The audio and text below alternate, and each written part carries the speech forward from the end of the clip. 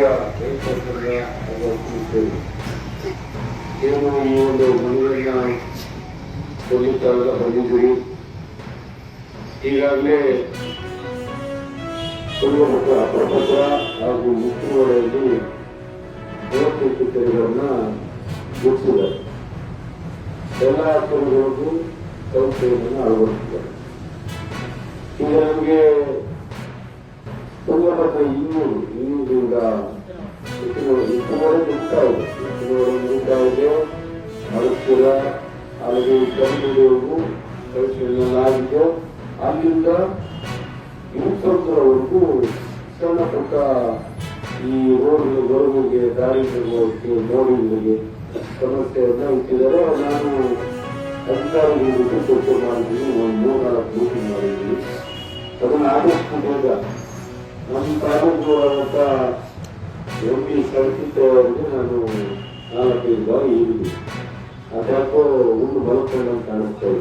ಯಾರು ಮಾನ್ಯ ಶಿವಮೊಗ್ಗ MP ಹಾಗೂ ನಾನು DK ಅವರಿಗೆ ಮಾತಾಡಿದ್ದೀನಿ.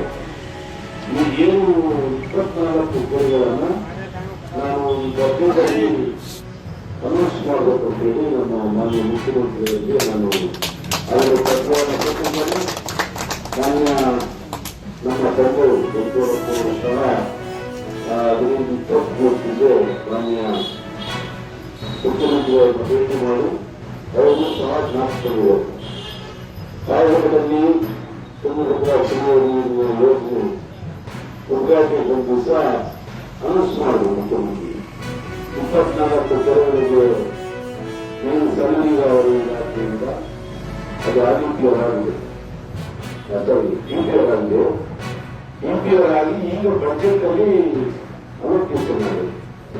150 ಕೋಟಿಗೆ ಎಸ್ಟಿಮೇಷನ್ ಮಾಡಿದ್ದಾರೆ. ಈಗಾಗಲೇ ನಾನು ನಮ್ಮ ಮಾನ್ಯ ತಂದೆಯವರನ್ನು ಬಂದು ಸತತವಾಗಿ ಪ್ರಯತ್ನ ಪಟ್ಟವರು.